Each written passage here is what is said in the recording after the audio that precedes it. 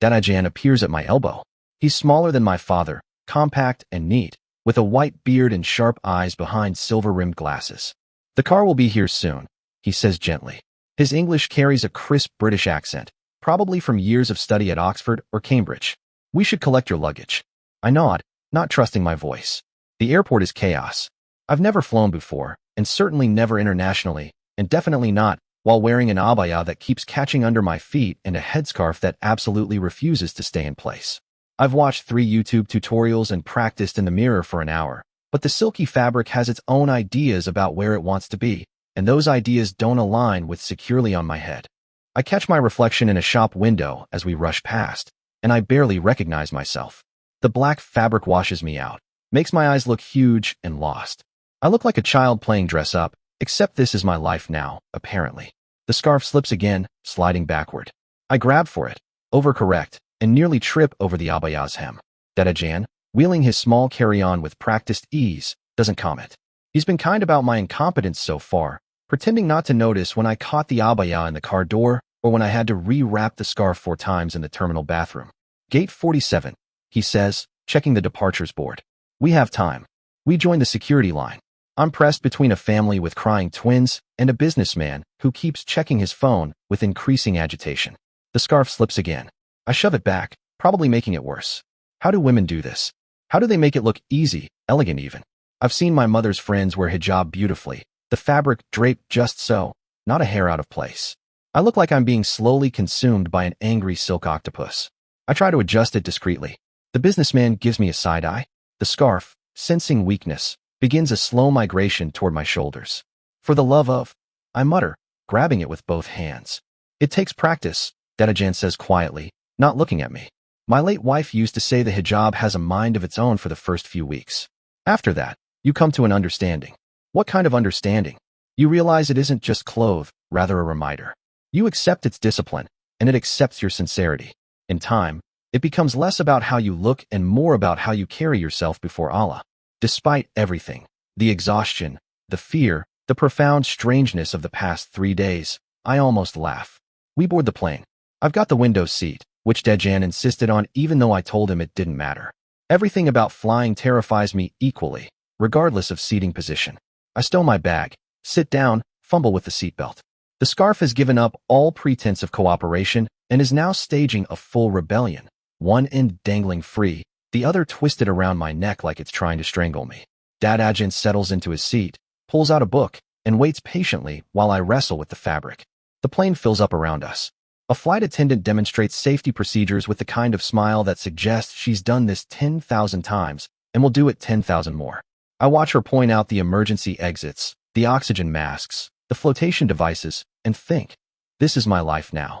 Emergency exits and oxygen masks and floating away from everything I've ever known.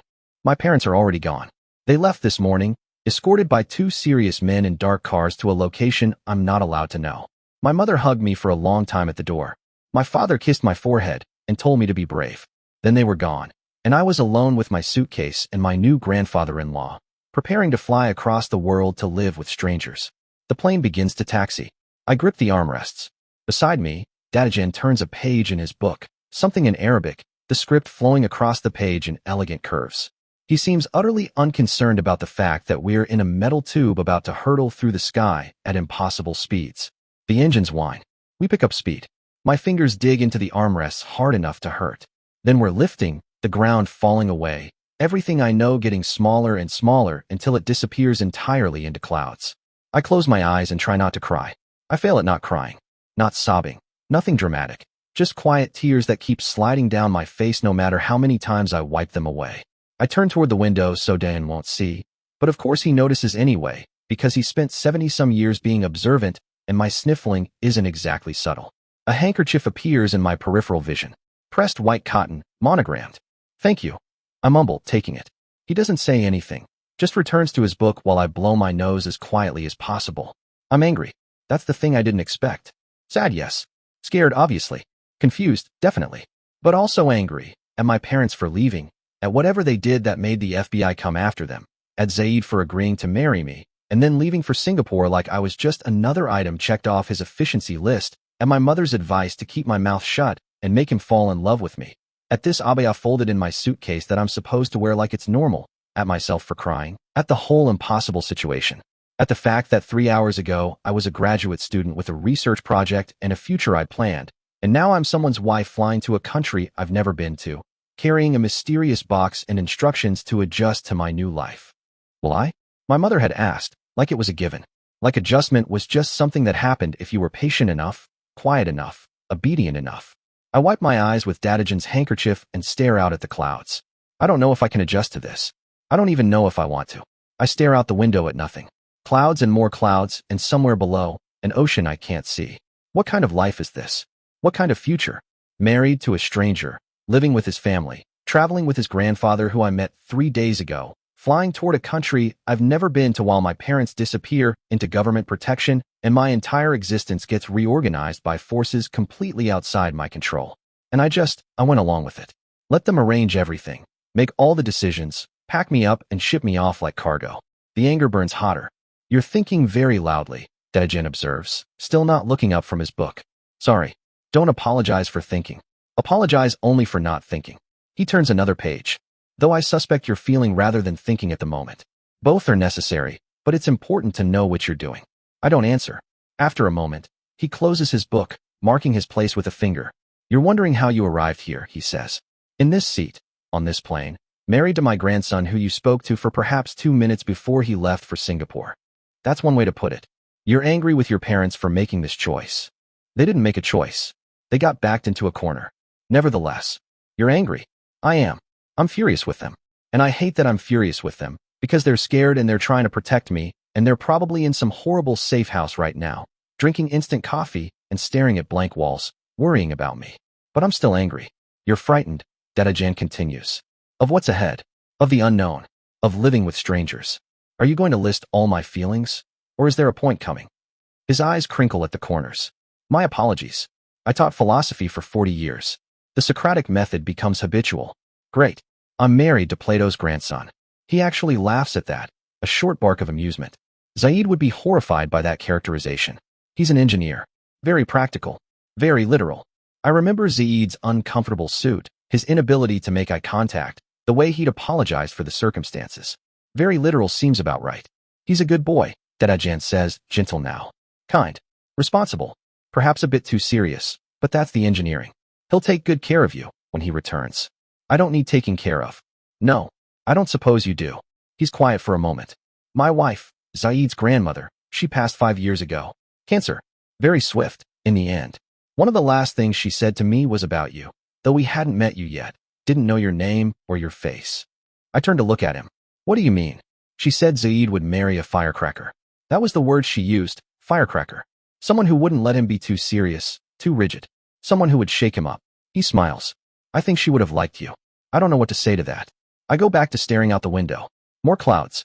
More nothing. Dadajan pulls something from his pocket. A small, worn book. The Quran, I realize. He pages through it, finding a particular verse, then holds it out so I can see. He reads in Arabic first, the words flowing and rhythmic, beautiful even though I don't understand them. Then he translates. But perhaps you hate a thing and it is good for you. And perhaps you love a thing and it is bad for you. And Allah knows, while you know not. I stare at the Arabic script, the letters I can't read. I don't understand. I say finally. He closes the book carefully, his thumb marking the page. In the utter confusion of life, I kept this verse repeating to myself, over and over. So I'm telling you this now. He looks at me then, really looks at me, and there's something in his eyes, not pity, but recognition. Like he sees exactly where I am because he's been there. I found that the things I understand least in the moment often become the things I'm most grateful for later. It requires patience and faith, both of which are difficult when you're frightened and angry and sitting on a plane heading somewhere you didn't choose. So I should just have faith? Accept everything? I didn't say accept. I said have patience. They're different things. He tucks the book back in his pocket. You can be angry and patient simultaneously. You can question and still have faith. You can hate the situation and still find goodness in it, eventually. Eventually seems pretty far away right now. Yes, he agrees. It usually does. The flight attendant comes by with drinks. I ask for water. Dadajan requests tea. We sit in silence while the plane cuts through the sky, carrying us toward whatever comes next. I close my eyes and try to believe that perhaps I hate this thing, and perhaps it is good for me. Perhaps. Author's note sparkles open book. Puts laptop down. Sits in complete silence for 30 seconds. Okay. I need you to make dua for me. Right now? Seriously. Stop reading. Open your hands. And make dua for this story and for me because I am trying out here and I need every single prayer you can spare. Palms up together, white heart. Now, can we talk about what just happened in this chapter? Because I need to process with someone and you're all I have right now. The pendant. She spent 2 months saving for it. 2 months of setting aside research stipend money. And she gave it all away in 4 minutes for a grandmother she'd never met and will probably never see again. No dramatic internal debate. No should I or shouldn't I. Just, how much would you actually accept right now to make this go away? That's who Sauda is. That's who she was before any of this. Before Zaid. Before Riyadh. Before everything. I need you to remember that. And then 3 days later her entire life implodes. Loudly crying face. What does one wear to an emergency arranged marriage? I wrote that line and started laughing, and then immediately felt guilty for laughing, because this woman is standing there in her thesis defense dress, while an imam she's never met recites verses over her, and her parents are falling apart in slow motion, and Zaid is. Zaid. Sir. The outcome is adequate. Adequate. He looked at his brand new wife in her thesis defense dress with mascara on her face, and said the word adequate, and then checked his watch. I created this man. I have to live with the consequences. Moving on. And then Dadajan. Pleading face, if you are not already in love with Dadajan, I don't know what to tell you. The handkerchief. The Socratic method. You're thinking very loudly. The story about his wife saying Zaid would marry a firecracker. I cried writing that scene. I'm not ashamed. Fall balloon, tell me everything. The pendant scene. Did it tell you everything you needed to know about Sauda before she even spoke a word? The outcome is adequate. Your honest reaction. Be specific. Loudly crying face, Sauda spotting the green-eyed stranger at the lamppost and giving him her nastiest glare, then finding out it's Zaid. Did you piece it together, or were you surprised? Dadajan and the Quranic verse on the plane. How did it land? And her mother's advice. Be the version of yourself that survives this. How did that make you feel? Because I felt complicated things writing it. This chapter broke my heart a little to write. The airport scene especially. She's never flown before. She's wrestling with a hijab she doesn't know how to wear yet. Her parents just disappeared into a white sedan. And she's sitting on a plane, wiping her face with a stranger's handkerchief, trying to believe that perhaps she hates this thing, and perhaps it is good for her. Perhaps. Please make dua for Sauda. Make dua for me. Make dua for this story. Palms up together. May Allah make it a source of goodness. May Allah give barakah to every person reading this. May Allah reunite Sauda with her parents in the best way. May Allah soften what needs softening, in the story and in all of our lives. Ameen. White heart crescent moon. Drop everything in the comments. I read them all. Every single one. They're the reason I keep going at 2 a.m. when I'm convinced I've ruined everything. Farzana Tutul. Your author who gave Sauda a wooden mystery box and a grandfather-in-law who quotes philosophy and is now responsible for both of them open book. May Allah accept this from all of us. Ameen.